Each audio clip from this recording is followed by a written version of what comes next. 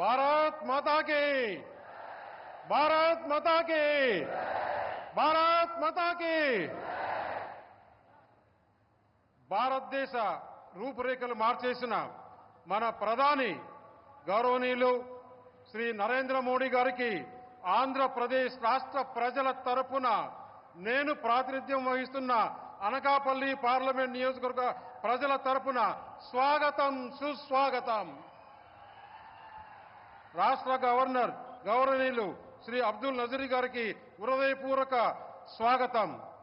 స్వర్ణాంధ్రప్రదేశ్ రూపకర్త ఆంధ్రప్రదేశ్ ప్రజల ఆశాజ్యోతి, 4వసారి ముఖ్యమంత్రిగా సారథ్యం వహిస్తున్న విజనరీ లీడర్ శ్రీ నారా చంద్రబాబు నాయుడు గారికి స్వాగతం సుస్వాగతం. అనుకున్నది సాధించే వరకు అహర్నిశలు శ్రమిస్తానని చెప్పడమే కాకుండా చేసి చూపించిన జన సైనికుడు, జనసేన పార్టీ అధినేత, ఆంధ్రప్రదేశ్ రాష్ట్ర ఉప ముఖ్యమంత్రి శ్రీ కొనదెల పవన్ కళ్యాణ్ గారికి స్వాగతం సుస్వాగతం. ఆంధ్రప్రదేశ్ ప్రజల ఆశాజ్యోతి, యువగలంతో ప్రజల మనసులు దోచుకున్న యువ నాయకుడు, యంగ్ అండ్ డైనమిక్ లీడర్ మంత్రి శ్రీ నారా లోకేష్ గారికి స్వాగతం సుస్వాగతం. అతి పిన్న వయసులోనే కేంద్ర మంత్రివర్గంలో స్థానం పొంది దేశ ప్రధానికం గర్వించే విధంగా తన బాధ్యతలు నిర్వహిస్తున్న యువ కిషోరం శ్రీ కింజరపు రామ్మోహన్ రెడ్డి గారికి స్వాగతం. కేంద్ర రాష్ట్ర మంత్రులు, పార్లమెంట్, శాసన మండలి, శాసనసభ సభ్యులకు హృదయపూర్వక స్వాగతం. ఈరోజు మన ప్రధాన మంత్రి శ్రీ నరేంద్ర మోడీ గారి సభకు విచ్చేసిన ఉత్తరాంధ్ర సోదరీమణులకు, మీడియా మిత్రులకు స్వాగతం సుస్వాగతం. ఇది ఒక మహోన్నతమైన రోజు. ఇటీవల ఎన్నికల్లో ఎన్డీఏ అఖండ విజయంతో 3వసారి భారత ప్రధానిగా బాధ్యతలు చేపట్టిన తర్వాత గౌరవనీయులు శ్రీ నరేంద్ర మోడీ గారు ఆంధ్రప్రదేశ్కు రావడం ఇదే మొదటిసారి. ఆంధ్రప్రదేశ్ పారిశ్రామిక ముఖ చిత్రాన్ని సమూలంగా మార్చేసిన 2 లక్షల కోట్ల రూపాయలు విలువైన పరిశ్రమలు శంకుస్థాపన చేసేందుకు ప్రధాని శ్రీ నరేంద్ర మోడీ గారు స్వయంగా ఇక్కడికి రావటం, వాటిలో 2 మెగా ప్రాజెక్టులు నేను ప్రాతినిధ్యం వహిస్తున్న అనకాపల్లి లోకసభ స్థానం పరిధిలోనే ఉండటం నా జన్మ ధన్యమైంది. ముఖ్యంగా 3 విషయాలు.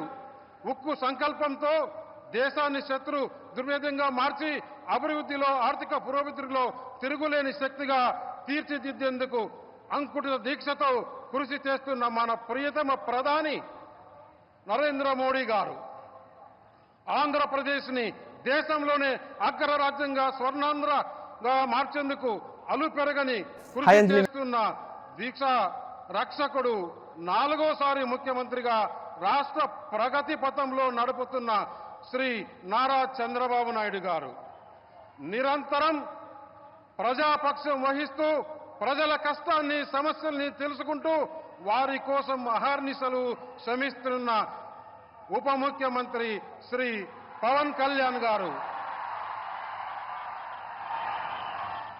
ఈ త్రిమూర్తులు చేతులు కలిపితే ఎదురే లేదని ఇటీవల ఎన్నికల్లో మరోసారి రుజువు చేశాయి. గత వైకాపా ప్రభుత్వంలో విధ్వంసకర దుర్మార్గపు పాలనలో రాష్ట్ర పారిశ్రామిక రంగంపై కారు చీకట్లు కమ్ముకున్నాయి. వైకాపా నాయకులు అరాచకాలు చూసి పారిశ్రామికవేత్తలు, పెట్టుబడిదారులు రాష్ట్రానికి రావాలంటే వణికిపోయేవారు. అప్పటికే ఉన్న పరిశ్రమల్ని కూడా వైకాపా నాయకులు భయపెట్టి రాష్ట్రం నుంచి తరిమేశారు. అలాంటి పరిస్థితుల్లో కేంద్రంలోనూ రాష్ట్రంలోనూ ఎన్డీఏ ప్రభుత్వం అధికారంలోకి రావటం, రాష్ట్రంలో విశేష పాలనా అనుభవం ఉన్న శ్రీ నారా చంద్రబాబు నాయుడు గారి సారథ్యంలో, అలాగే దేశంలో ప్రధానమంత్రి నరేంద్ర మోడీ గారి సారథ్యంలో బలమైన ఎన్డీఏ ప్రభుత్వం ఏర్పడడం పారిశ్రామికవేత్తల్లో భరోసా నింపింది. రాష్ట్ర పారిశ్రామిక రంగంలో చీకట్లు తొలగి కొత్త వెలుగులు ప్రవర్తిస్తున్నాయి. దానికి నిదర్శనమే 2 లక్షల కోట్లకు మన ప్రధాని శ్రీ నరేంద్ర మోడీ గారు శంకుస్థాపన చేయడం.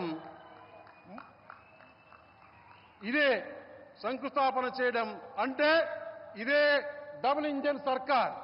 यही है डबल इंजन सरकार. दिस इज डबल इंजन सरकार. నేను ప్రాతినిధ్యం వహిస్తున్న అనకాపల్లి లోక్సభ నియోజకవర్గం